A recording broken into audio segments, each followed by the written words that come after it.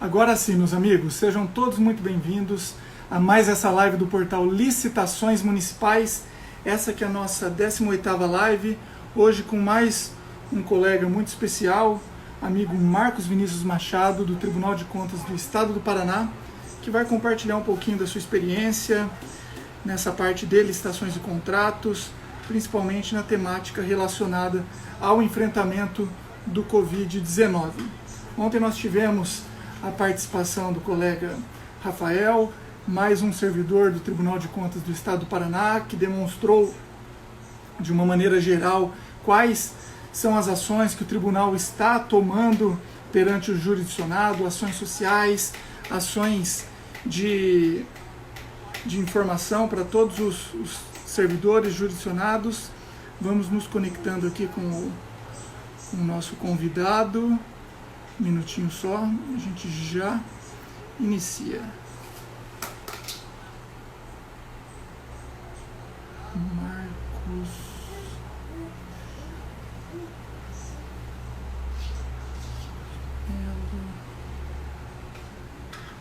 O colega já está se conectando aqui para iniciarmos mais essa live, que terá como temática licitações e contratos para enfrentamento do Covid-19.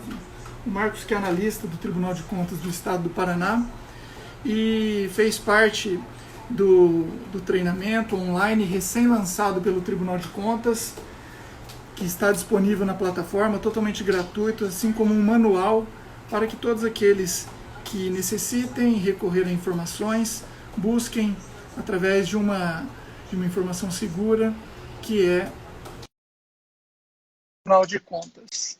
Então agora sim estamos aqui nos conectando. Agora deu certo.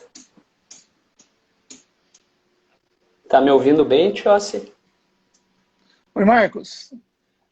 Agora sim. Boa tarde, tudo bem? Agora sim. Boa tarde, tudo bem com você? Tudo ótimo também. Marcos, satisfação enorme tê-lo aqui nessa nossa live. E além de você ser uma grande referência nessa parte de licitações e contratos, o interessante é que você vem representando o Tribunal de Contas do Estado do Paraná e participou efetivamente da construção daquele manual, daquela cartilha que está disponível no site do tribunal e também da gravação dos vídeos que, de alguma forma, tem trazido muita segurança jurídica para todos aqueles que lidam com contratações públicas. Então, seja muito bem-vindo. A palavra é toda sua para as reflexões iniciais. Muito obrigado, Tiossi. Uma boa tarde a você. É uma satisfação, um prazer enorme estar aqui em meio a grandes nomes, né, do direito administrativo paranaense, pessoas que você entrevistou do mais alto gabarito, né? Ontem, inclusive, o Rafael também conversou com você, pontuando basicamente algumas atuações do tecido nessa matéria. E é muito importante isso que você mencionou com relação à segurança jurídica. Me parece que deve ser, sim, um dos nossos preceitos nessa condução atual, principalmente nesse momento, um momento complicado para a administração pública, que vive uma majoração das suas demandas, ou seja, cada vez mais uma necessidade pública, principalmente por serviços de saúde, e, de outro lado, uma limitação orçamentária decorrente justamente da queda da arrecadação. Isso remete até ao princípio básico da ciência econômica, que é conhecida como a ciência da escassez. De um lado você tem necessidades ilimitadas e de outro lado você tem recursos limitados. E qual é a forma de você resolver esse problema? Que não é um problema simples, naturalmente, compete de fato a nós termos essa compreensão, essa sensibilidade. A melhor forma, de fato, é planejar. É um momento em que, como o Rafael bem pontuou ontem, se exige um protagonismo do Poder Executivo, mas, ao mesmo tempo, esse protagonismo ele não pode resultar em ações desordenadas, ações desnecessárias, desproporcionais, que venham até mesmo a protelar esse problema financeiro por um período superior àquele que seria necessário para resolver a situação. E eu vejo que esse momento me parece que é a prova de fogo da Lei de Introdução às Normas do Direito Brasileiro, da LINDB, né? o artigo 30 dela nos atribui, enquanto órgão de controle externo, de fiscalização, o dever de atribuir a segurança jurídica aos jurisdicionados. Portanto, de fato, não se trata de uma boa ação ou de uma iniciativa louvável, mas sim de um dever legal. Assim como diversas outras condicionantes que passaram a ser impostas lá com o advento da LINDB. Então, eu fico imaginando até se, naturalmente, os problemas, muitos deles ainda irão aparecer, mas se não houvesse a LINDB, muitas diretrizes, até mesmo da nossa atuação, naquilo que a gente tem definido para o futuro ou para os trabalhos atuais, já tem se pautado justamente nesses princípios da LINDB. Legal, legal, muito bom.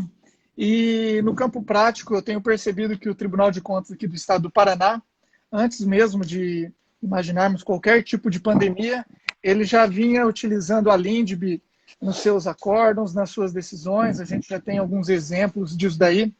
Nós aqui do portal Licitações Municipais temos como uma das principais formas de compartilhar informação atualizada a divulgação de acórdãos.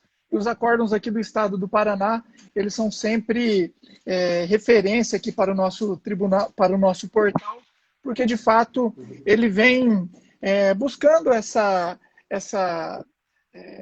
sensibilização, essa questão do direito administrativo consensual, essa visão mais voltada para o campo prático, para a realidade local e regional, as dificuldades enfrentadas pelo próprio gestor. E isso vem repercutindo em todo o Brasil, porque os acórdãos aqui divulgados, eles acabam servindo de referência em outros estados. E eu, particularmente, fico muito feliz em ouvir você, na qualidade de analista aí do Tribunal de Contas do Estado, falando que o protagonismo, de fato, deve ser do Poder Executivo, deve ser dos responsáveis por tomada de decisões, para que elas sejam, de fato, eficientes, para que, de fato, atendam o interesse público, mas sempre com uma razoabilidade, com bom senso. Então é muito importante isso daí.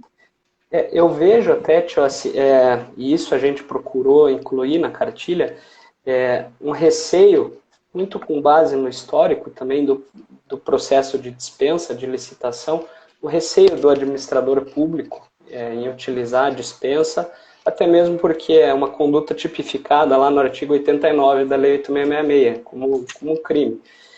E, de fato, muitos casos já ocorreram em que houve a punição e, via de regra, existem, inclusive, gestores que deixam de utilizar o procedimento de dispensa.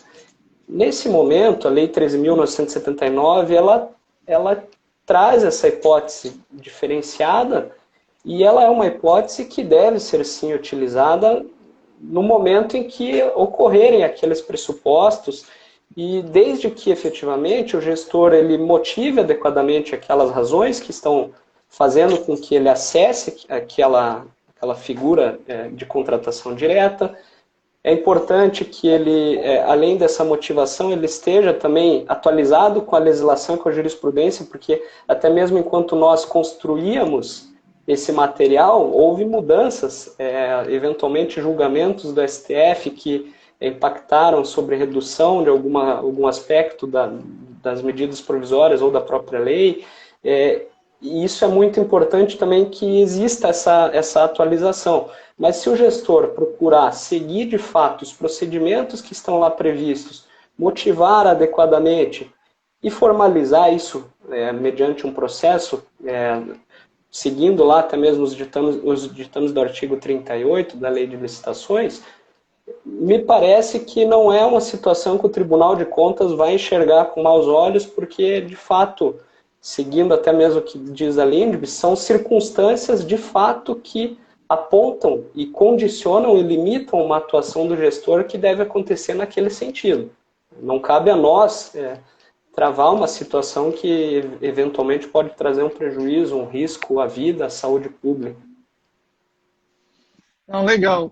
Muito importante esse ponto que você tocou, porque eu tenho percebido que as contratações diretas, via de regra, elas estão de alguma forma criminalizadas, né? Como se a regra fosse sempre instaurar o processo licitatório e quando o gestor público, eventualmente, ele faz uma dispensa de licitação ou uma inexigibilidade, aquilo ali seria algo ilícito. Mas nós temos que relembrar que o artigo 37, inciso 21 da Constituição Federal, ele traz de forma expressa a possibilidade de contratações diretas naqueles casos previstos em lei. E a lei de licitações ela tem um rol que apresenta quais são esses casos, assim como a lei 13.979 também trouxe mais essa hipótese. Então, existe tanto previsão na legislação ordinária quanto no plano constitucional. É lógico que se eventualmente o gestor público ele instaurar um procedimento e optar por uma dispensa fora das hipóteses previstas em lei, ele será provavelmente, passará ao crivo do Tribunal de Contas, ele será muitas vezes sancionado com os termos também fixados em lei. Então, é necessário que ele motive aquela sua conduta, que ele documente muito bem todo esse processo, para que no futuro, diante de uma eventual fiscalização, de uma auditoria, tenha tudo isso muito bem respaldado e resguardado, agregando segurança jurídica. Exatamente, exatamente. E daí também, Tiossi, a importância do acompanhamento, né? De que aquele trabalho, efetivamente, do Tribunal de Contas, ele aconteça de forma simultânea à execução dos atos. Porque, e esse, inclusive, é um motivo de uma satisfação grande por conta de um trabalho que eu desenvolvi por um tempo lá no tribunal, e até mesmo de alguma certa provocação interna de quando eu atuava em processos e demorava muito para ver o resultado daqueles trabalhos que eram desenvolvidos, né? Então, o tribunal, mediante a figura do acompanhamento, passou a parar de fazer a autópsia e passou a fazer a biópsia, né? Corrigindo aqueles problemas no momento em que eles vão acontecendo. E por que isso é importante, Tiossi?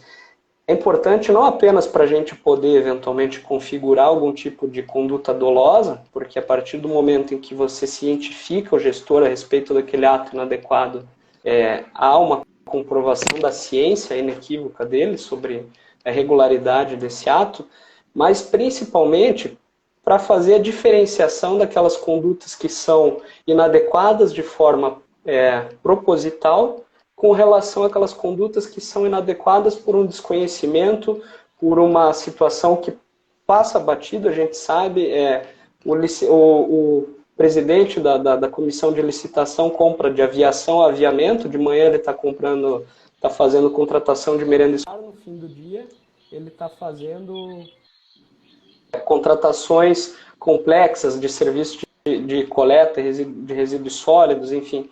Então, é um universo muito grande que cada um desses segmentos envolve particularidades que muitas vezes eles não têm esse conhecimento aprofundado.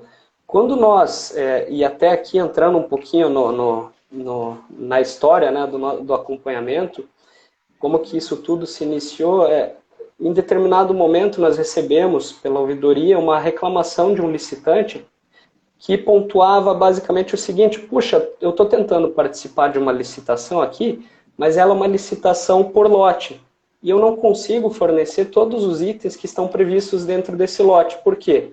Porque um dos itens era item farmacêutico e o outro item era item de panificação, coisas que não tinham nenhuma relação entre si. Naturalmente, pela súmula 247 do TCU, não poderia acontecer dessa forma. Só que se até aquele momento, se a gente de fato se resignasse com a situação atual, o que aconteceria? Haveria orientação para que isso se submetesse a uma representação, o processo iria tramitar junto ao Tribunal de Contas e, quem sabe, com sorte, dali 2 ou 3 anos, aquela licitação que já aconteceu, a compra já se exauriu, aquilo seria avaliado e seria notificado como irregular, causando uma multa, causando um prejuízo não apenas para o gestor, como também para nós mesmos, uma perda de tempo excessiva por uma sanção reduzida e que na prática não resolveu o problema daquele licitante.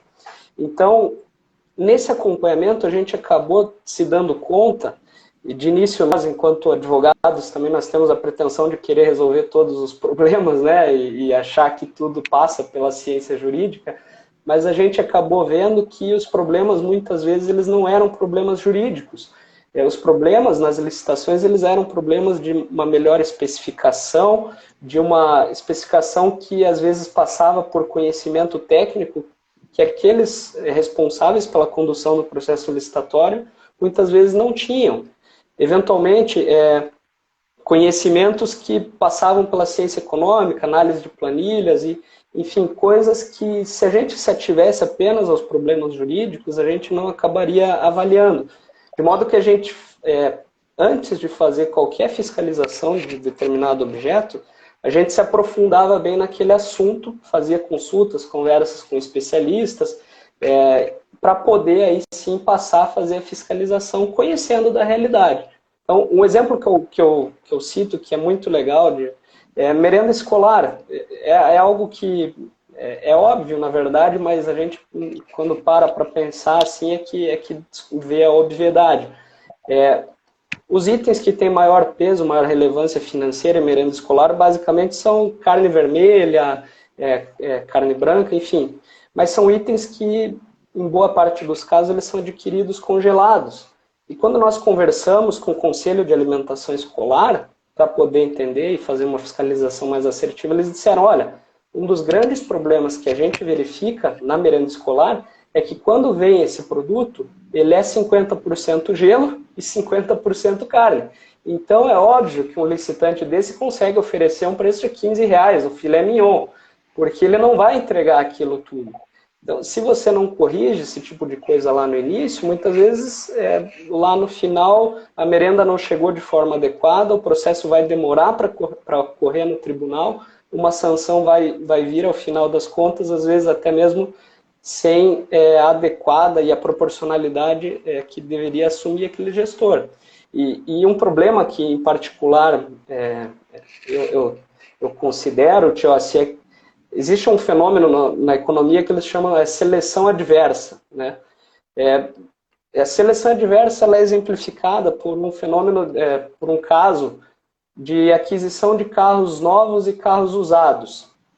Quando você coloca todos eles em uma venda conjunta, naturalmente que o preço dos carros novos, a tendência é que ele baixe também.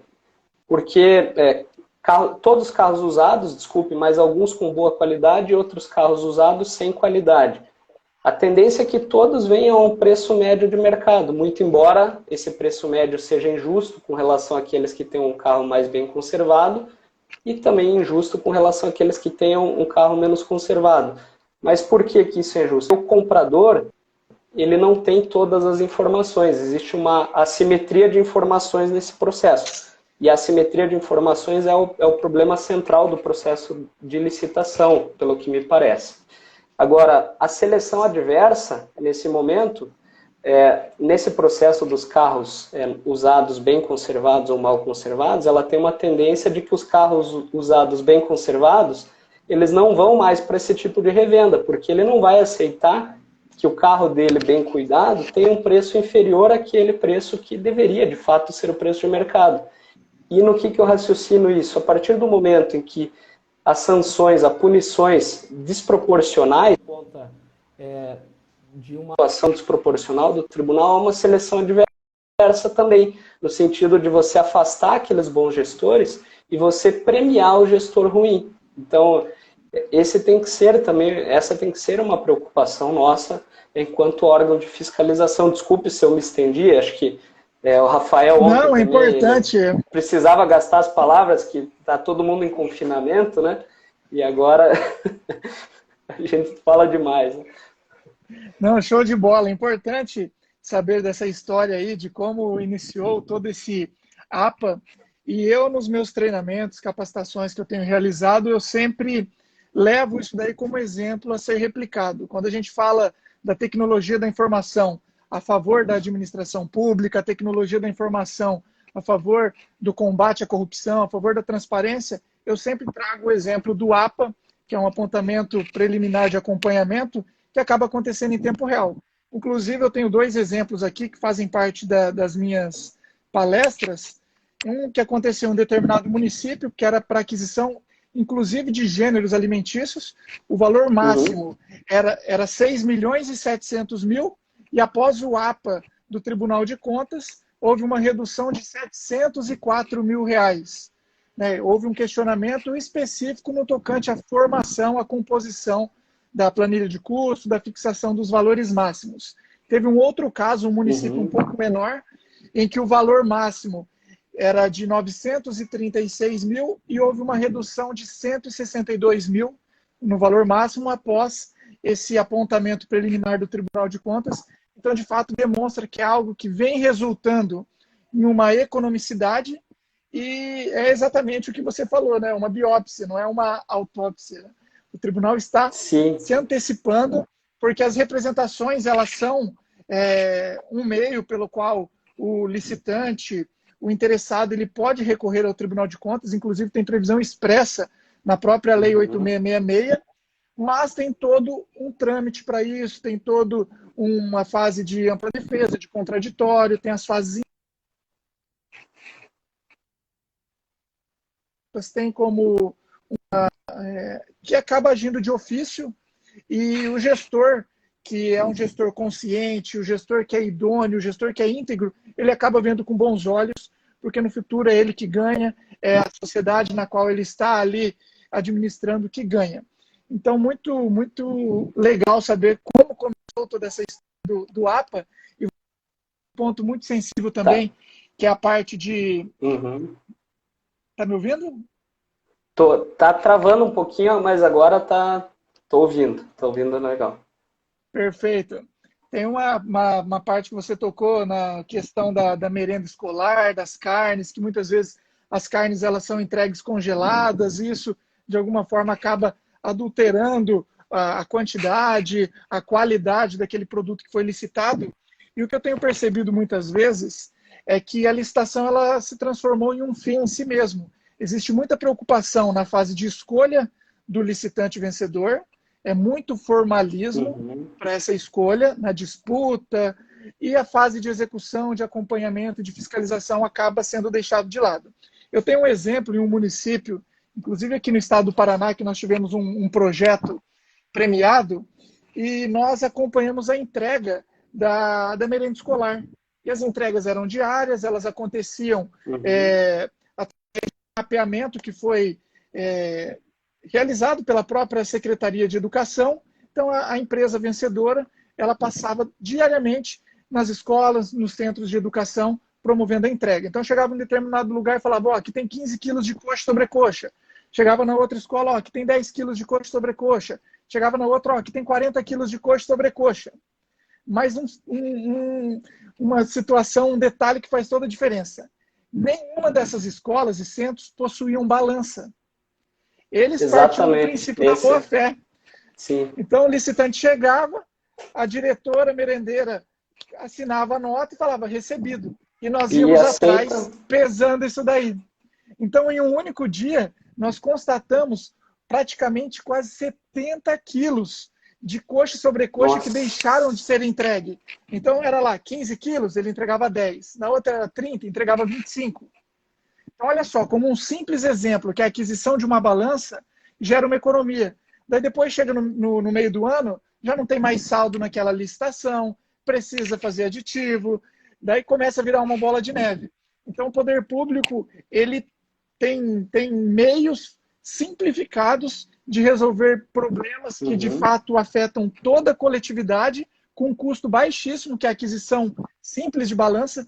E em um outro município, a gente, inclusive, colocou nas balanças, igual acontece no supermercado, num açougue, que as balanças saiam com aquela etiqueta com o peso.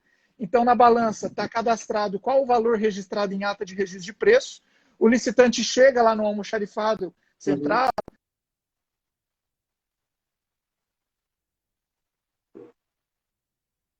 e pesa, sai a etiqueta, cola na nota fiscal, e se de fato houve uma diferença, fica anotado ali, a nota ela não tem continuidade, e na entrega seguinte o licitante ele precisa complementar aquele quantidade.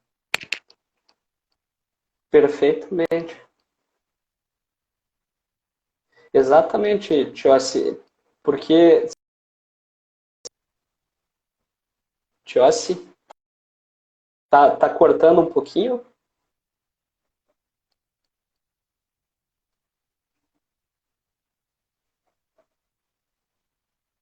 Oi? Agora te ouço bem, te ouço bem. Vamos seguir.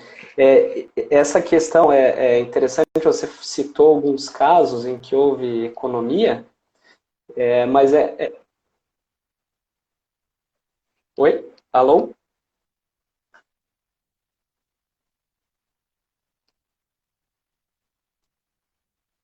Tô ouvindo, Tiossi. Tá falhando, tá cortando a ligação, mas você me ouve bem? Deixa eu Então, reconectar aqui, a esse caso, gente... você mencionou dois casos de merenda escolar, eu me recordo também de cabeça aqui de um caso de transporte.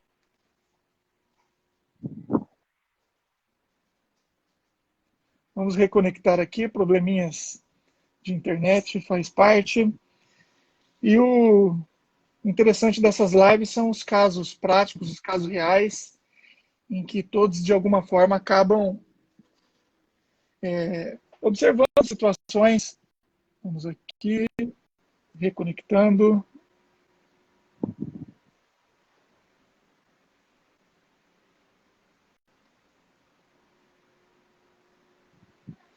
Estamos com problemas de conexão, mas já estamos restabelecendo aqui com o nosso professor Marcos Vinícius Machado, do Tribunal de Contas do Problemas Estado do Paraná. técnicos?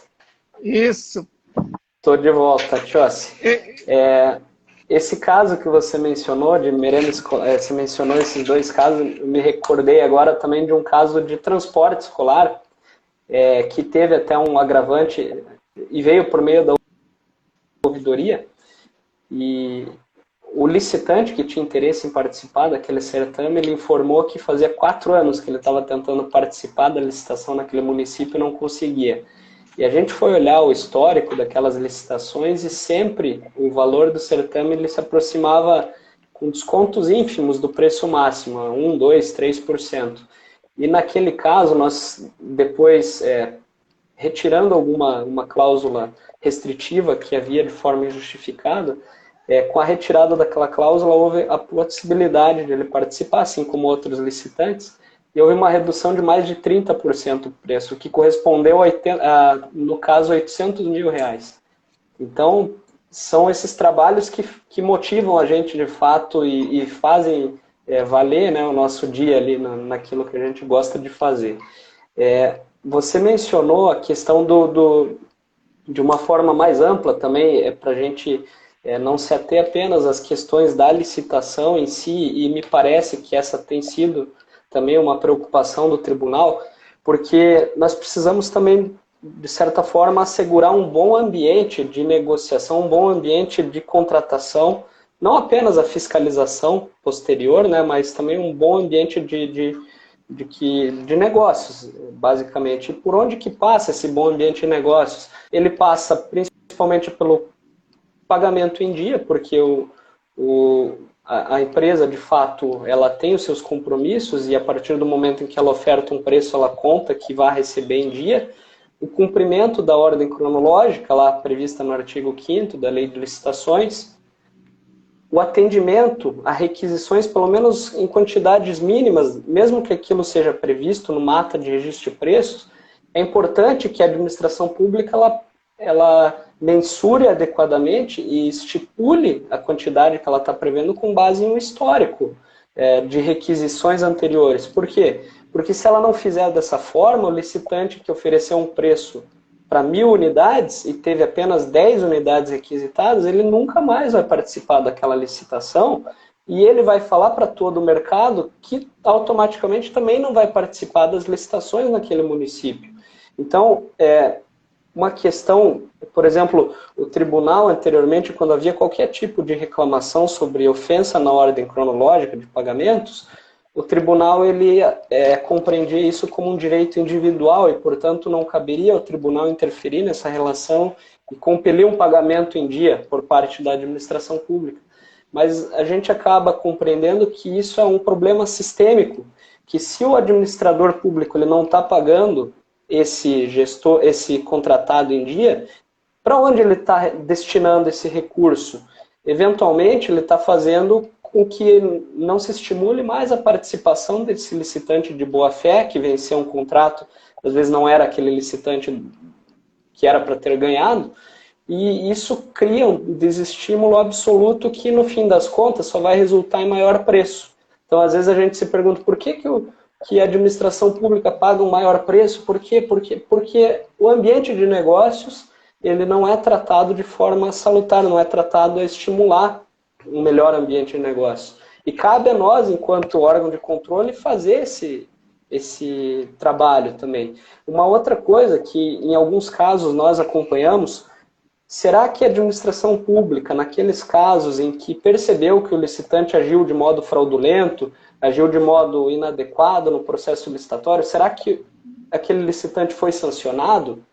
Porque é um poder-dever da administração pública. Tudo bem, nós podemos entender que às vezes sai muito mais caro você abrir um processo administrativo sancionatório, que vai resultar ou não numa punição, ao final das contas, do que você simplesmente seguir o jogo, dar sequência no processo licitatório e contratar. De fato, sim, mas aquele licitante ele vai participar depois do mesmo certame no ano que vem nesse município.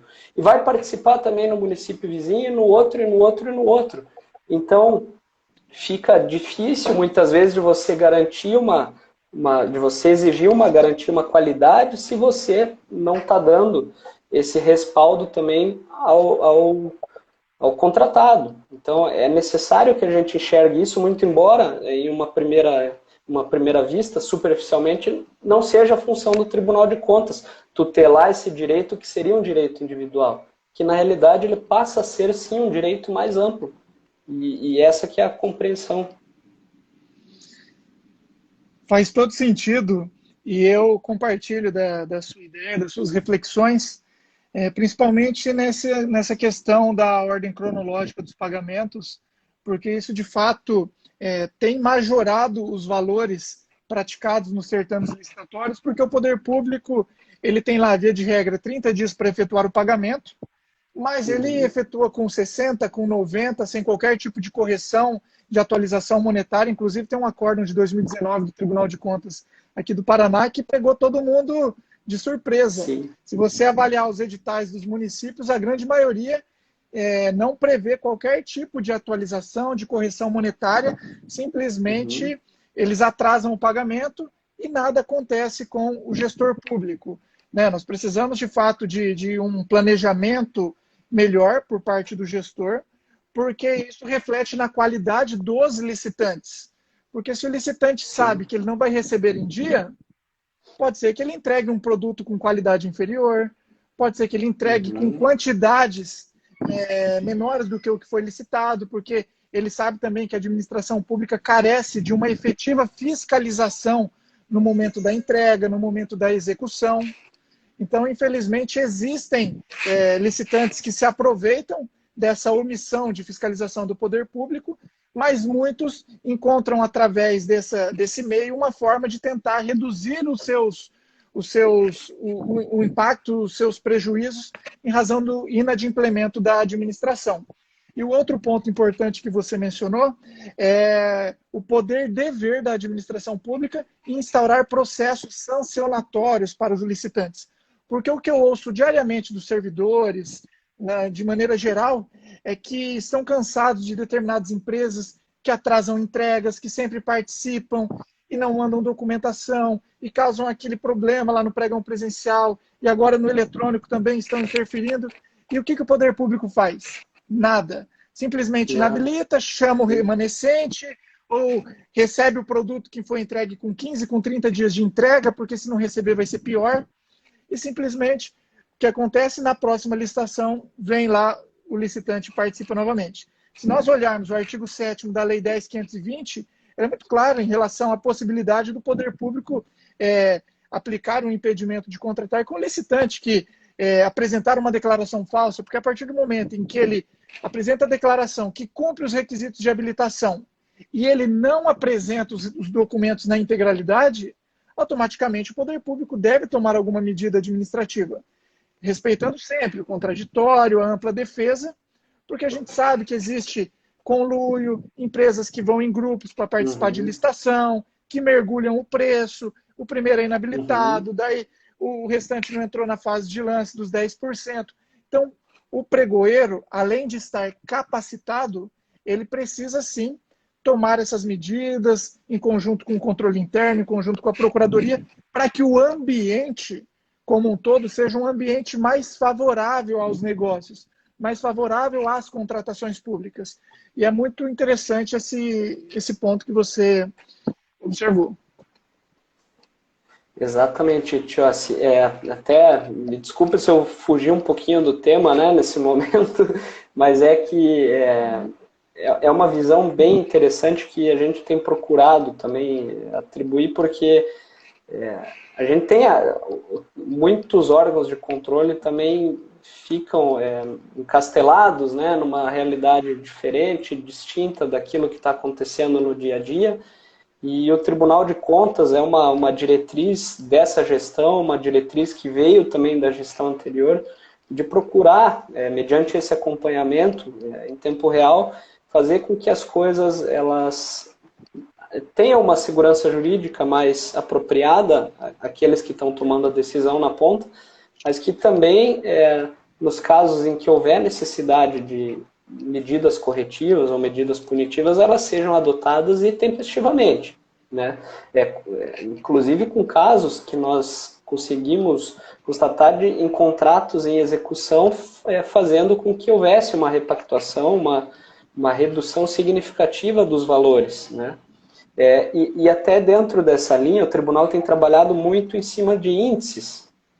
Um deles que exemplifica até mesmo essa análise que nós temos feito sobre o cumprimento ou não da ordem cronológica de pagamentos, é o índice de transparência pública. Ele vai ser divulgado, é um trabalho que foi finalizado no ano passado, a análise de todos os portais de transparência dos municípios, e ele vai ser divulgado, já está processualizado, então logo haja a decisão pelo corpo deliberativo do tribunal, o trabalho vai ser divulgado. Mas no que se baseou o índice de transparência pública? A gente pegou uma diretriz da Tricom, que é a Associação dos Membros dos Tribunais de Contas do país, Resolução 9 de 2018, e a gente usou aquele esqueleto e incluiu outros quesitos que nós entendemos como importantes. Por que a gente manteve essa estrutura básica da Tricom? Para poder ter uma base comparativa a nível nacional. Então, eu vou saber que o município aqui, que teve uma nota X naqueles quesitos da Tricom, ele, a nível do estado, ele está apresentando um índice 10 ou 20, 30% superior ao de estados vizinhos, ao de estados distantes. Então, para a gente era importante manter essa base da Tricom para ter a base comparativa. Por outro lado, a gente inseriu esses critérios que têm um peso maior, justamente que passaram a ter esse peso maior, que foram os critérios da ordem cronológica de pagamentos, a apresentação, uma exigência de uma lei estadual aqui do Paraná, da disponibilização na íntegra do processo licitatório, né, não apenas do edital em si, mas ele na íntegra, e como vinha, inclusive, a ata da sessão de julgamento, ela vinha sendo disponibilizada, ela era disponibilizada inclusive com os extratos dos lances. Por que é importante olhar os extratos dos lances? Às vezes é nos extratos de lances que você percebe uma atuação de conluio entre o licitante A e o licitante B. Um oferece um preço X, o outro abaixa, e no outro item eles não agem dessa mesma forma. Enfim, a gente acaba conseguindo perceber quando a gente tem essas informações que são as informações mais minuciosas, informações precisas. E nesses pontos a gente atribuiu esse critério mais relevante. Eventualmente um município até que nos ouve pode, puxa, eu tive uma nota baixa no ITP, mas eu tenho, todos os itens estão bem colocados lá no meu portal, por que eu tive essa nota baixa? Pode ser porque alguns desses critérios, que são critérios com maior ponderação, com maior relevância atribuída pelo tribunal, eles não foram cumpridos, eventualmente. Então, por isso que podem surgir, de fato, essas distorções. Às vezes, municípios que têm um portal bem redondinho, de uma forma geral, mas naquilo que é sistêmico, naquilo que realmente importa, no ponto de vista da fiscalização, não estava disponível, né? Então, é um trabalho que em breve vai estar disponível. Todos os critérios de avaliação eles foram submetidos previamente, enviados aos municípios, então todos passaram a ter ciência prévia e plena daqueles quesitos que seriam cobrados, né, de modo até a corrigir antecipadamente. E foi um trabalho também muito legal de participar, porque a gente acaba percebendo a modificação da realidade na prática, né? O Marcos, mas muito pertinente essas suas colocações, porque essa Lei 13.979 ela não revogou qualquer outra legislação. A 8.666 continua, a Lei Complementar 123 com os benefícios para as micro e pequenas empresas continua, a Lei 10.520, o Decreto 10.024, a Lei de Responsabilidade Fiscal, Finanças Públicas. Então, o que todos precisam ter ciência é que essa legislação nova, ela vem específica para os casos de enfrentamento ao Covid-19. As outras licitações, elas continuam com as legislações tradicionais, porque as demandas da sociedade são cíclicas, o poder público ele não pode paralisar as suas atividades, porque senão nós vamos gerar um verdadeiro colapso e causar um problema ainda maior. Então, muito pertinente todas essas suas colocações em relação à questão do planejamento, em relação à questão da ordem cronológica, porque, de fato, mesmo na aplicação da legislação 13.979, o poder público ele precisa seguir uma cronologia para efetuar o pagamento, ele precisa seguir os seus procedimentos internos de acordo com seus regulamentos. Então, é muito bom saber que o tribunal está, de fato, trabalhando diretamente com essas temáticas, porque isso, com toda certeza, vai transformar ainda mais o ambiente das contratações. Sim, essa questão que você mencionou, Tiossi, inclusive, é um caso que tem vindo de forma recorrente a nós ali no tribunal, a ocorrência, a manutenção da abertura de sessões de pregão presencial nesse momento, que é um momento de calamidade pública e de isolamento social.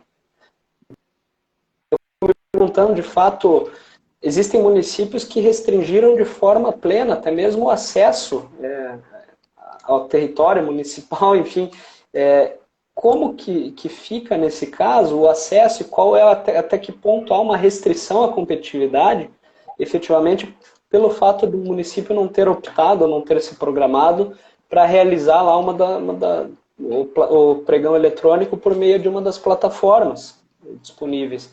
Desde 2018, o Tribunal de Contas do Estado, o acórdão proferido em sede de consulta, acórdão 2605, uma consulta lá do município de Foz do Iguaçu. Desde 2018, o Tribunal de Contas do Estado do Paraná fala, e não é aquela questão da preferência, não. Se você não está realizando o pregão eletrônico, você vá porque você não está realizando esse pregão eletrônico. No meu ponto de vista, passou a ser, inclusive, um requisito obrigatório para o procurador, quando ele faz a justificativa pela modalidade de dispensa, que ele faça essa motivação do porquê não optou pela modalidade de pregão eletrônico. E esse é um momento, até mesmo em um comunicado que saiu no site do tribunal, o nosso presidente, Nestor Batista, mencionou que esse é o momento, é uma ideia cujo tempo chegou. O pregão eletrônico é uma ideia cujo tempo chegou, talvez até já passou desse tempo, porque o Decreto Federal 10.024, também para aqueles recursos que são recebidos pelos municípios por conta de transferência voluntária, também há imposição na utilização deles. Então, é uma situação que muitas vezes a justificativa dos municípios ela parte do seguinte pressuposto. Eu abro o pregão presencial porque eu preciso fazê-lo de forma eventualmente exclusiva para microempresa, empresa de pequeno porte, e eles não têm a estrutura capaz de poderem participar de um pregão eletrônico. Bom, nesse sentido, na realidade, o gestor público está tutelando uma ineficiência. E a ineficiência nesse momento que a gente enfrenta aqui do coronavírus, ela fica muito clara.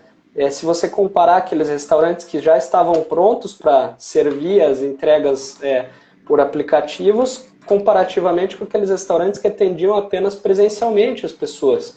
Então, tem um economista, que é o Joseph Schumpeter, ele fala de um processo de destruição criativa. É muito legal porque muitas vezes o fato ele vem, ele destrói uma situação que acontece, mas ele simultaneamente ele cria novas oportunidades e ele possibilita com que aquelas novas oportunidades elas tenham um estímulo econômico muito maior.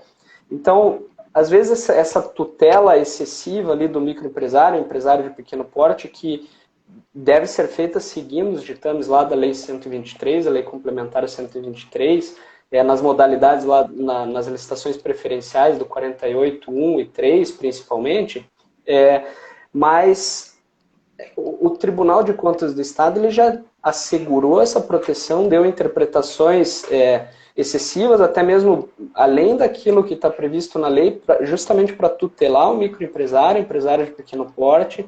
Basta ler lá o pré-julgado 27 para se compreender que o tribunal entendeu, por exemplo, que o 48, inciso 1º, ele, de fato, numa leitura expressa do texto da lei, você se refere a itens de contratação e uma licitação que seja de 10 milhões de reais e tenha inúmeros itens que nenhum deles passe dos 80 mil reais, ele vai poder sim ser integralmente destinado para as micro e pequenas empresas. Seria uma licitação exclusiva, muito embora o valor dela fosse muito mais alto do que até mesmo o limite de faturamento.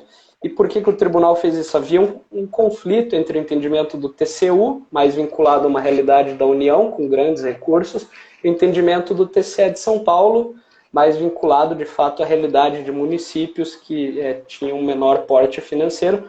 Mas o tribunal tomou a frente desse entendimento justamente para fomentar a participação das microempresas, empresas de pequeno porte, e estimular. Agora, esse estímulo também, me parece que nesse momento, persistir na abertura de processos de licitação por pregão presencial vem de encontro às orientações médicas que impõem um isolamento social e também estão com a própria possibilidade de que outros licitantes possam participar. Afinal de contas, a isonomia e a competitividade devem ser almejadas no processo licitatório. Perfeito.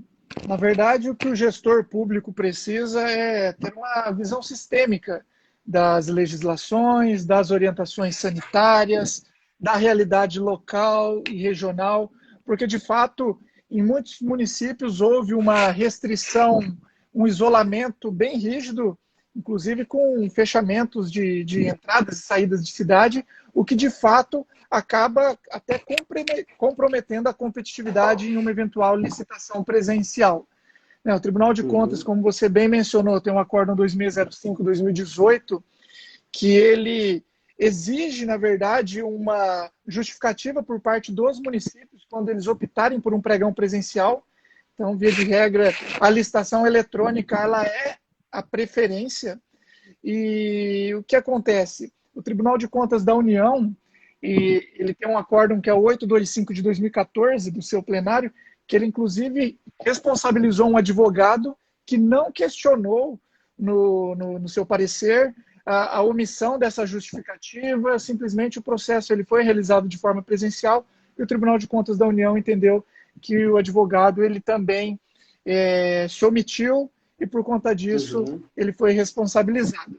Então, faz muito sentido tudo isso que você colocou, porque se nós pegarmos a Lei 13.979, ela não coloca uma preferência, uma hierarquia entre pregão presencial ou eletrônico.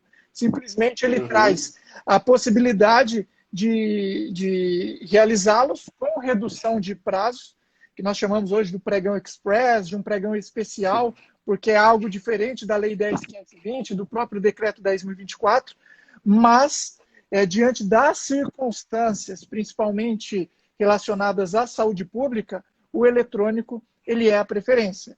E quanto a essa temática da Lei Complementar 123, quanto a essa temática do pré-julgado 27, eu acho que daria para nós marcarmos uma live exclusiva, porque é um tema bem controverso, né? TCU tem vários posicionamentos, o Tribunal de Contas do Estado do Paraná, de fato, ele inovou com esse pré-julgado, que trouxe uma visão mais ampla, mas quando numa primeira leitura parece que, tudo bem, posso restringir, posso limitar, posso isso, posso aquilo. Mas quando você começa a avaliar com uma cautela, ler e reler, você percebe que de fato foram utilizados ali terminologias que o gestor precisa justificar, motivar, sob pena de restringir a competitividade e, de alguma forma, violar os princípios constitucionais relacionados à licitação. Então, a gente precisa marcar uma live exclusiva sobre essa temática. Com certeza, com certeza. O outro fator que é importante, até você mencionou que as normativas elas permaneceram, a despeito da 13.979, as normativas gerais de licitação permaneceram, assim como as instruções normativas também do Tribunal de Contas. E a gente já vai falar um pouquinho dela, mas uma instrução normativa de suprimento de fundos, que traz limites que são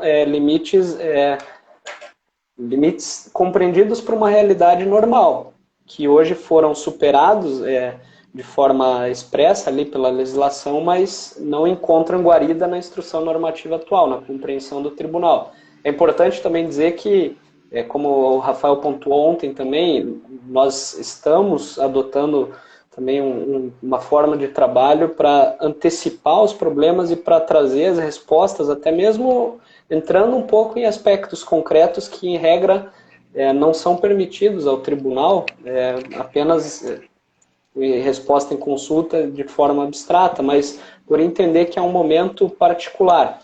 E esse material de perguntas e respostas, ele está sendo construído, mas o fator que nós temos aqui, por exemplo, é a publicidade, a necessidade de publicização. O tribunal possui a instrução normativa 37 de 2009, se eu não me engano, que estipulou lá a figura do mural de licitações. O mural de licitações, ele estipulou o prazo de 7 dias antes da abertura de um processo licitatório, em qualquer uma das modalidades, antes da abertura, para você informar o tribunal. Então, um pregão express, por exemplo, que tem um prazo, a fase externa de 3 dias, né, para você abrir, você tem que 7 dias antes já ter disponibilizado o mural, sendo que os números ficam um pouco descontextualizados. Na realidade, 4 dias, né? Eram 8 dias, passaram a ser 4. Isso. Mas o tribunal manteve os 7 dias anteriormente.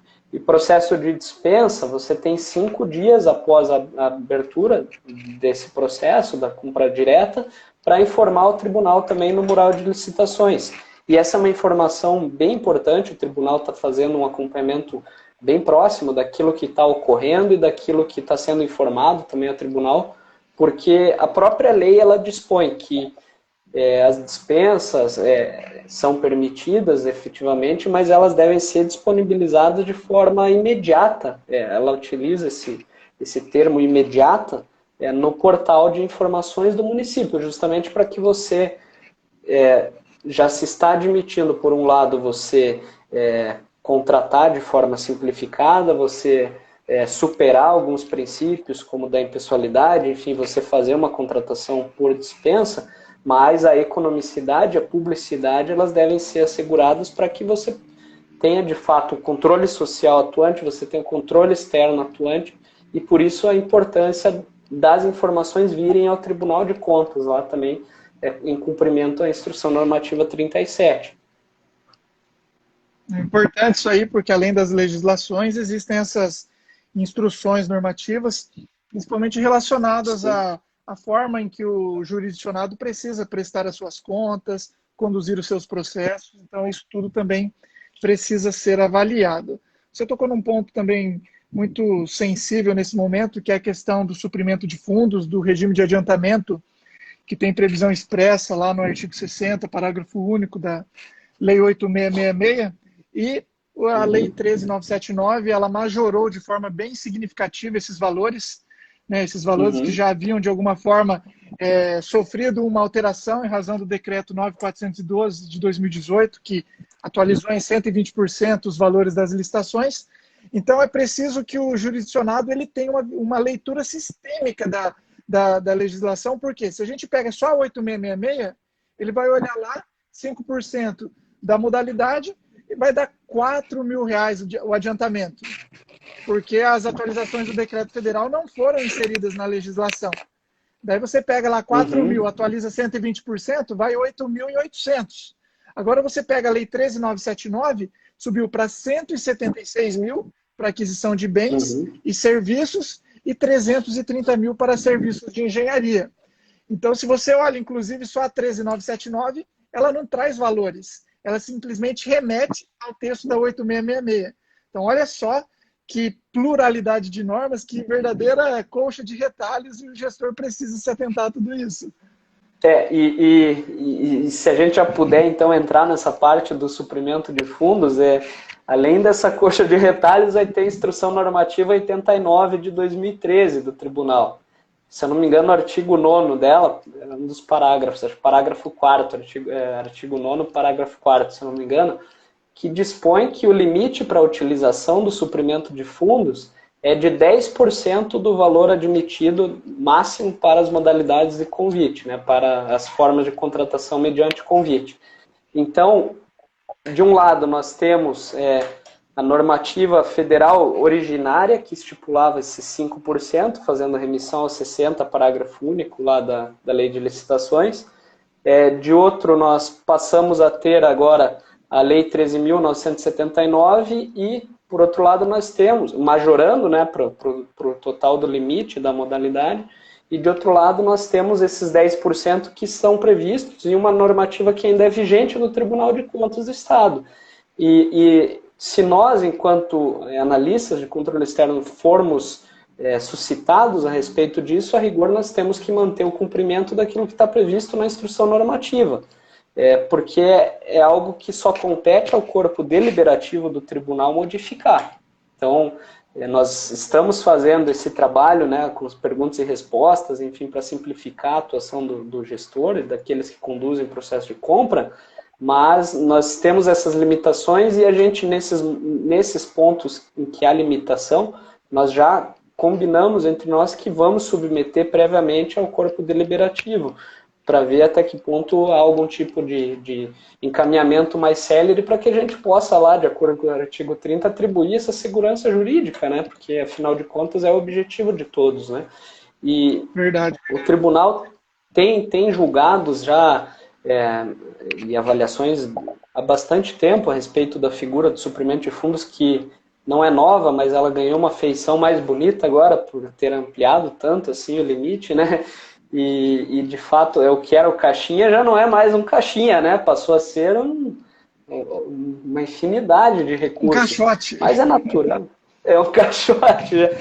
Mas esses limites de 176 mil e 330 mil, naturalmente que são descontextualizados com a realidade de 95% dos municípios do nosso estado.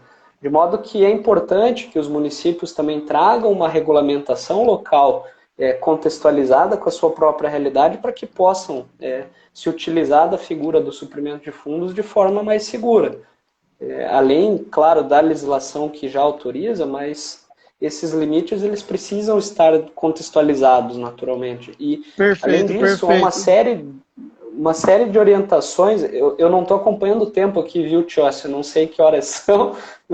Não sei se a gente eu acho que já tá bem próximo do encerramento aqui. Como nós tivemos problemas de conexão, eu também... É mesmo? Porque tem a pergunta de um colega e tem um outro... Eu queria só pontuar um tema bem específico. Então, vamos fazer o seguinte. Eu agradeço a sua disponibilidade, a sua participação. A gente precisa marcar novas conversas, porque tem bastante assunto a ser tratado de interesse público. Então, eu deixo aberto a você essa mensagem final para você responder e a gente fica aí no tempo do Instagram, o que ele nos permitir. Um forte abraço e muito obrigado. Valeu. Obrigado, Tio. Assim, então, o que eu gostaria de complementar é um problema que até então aparentava ser um problema de grande dificuldade de solução, que é o tratamento desses contratos continuados à luz do coronavírus. Porque, de um lado, nós temos e sabemos da restrição orçamentária imposta aos municípios, e, de outro lado, nós temos também que seguir os valores. A Constituição Federal ela determina que, como um objetivo, a construção de uma sociedade justa e solidária. além, é claro, do princípio da dignidade da pessoa humana desses funcionários que trabalham nas empresas terceirizadas. E me parece que uma das soluções viáveis agora veio justamente com a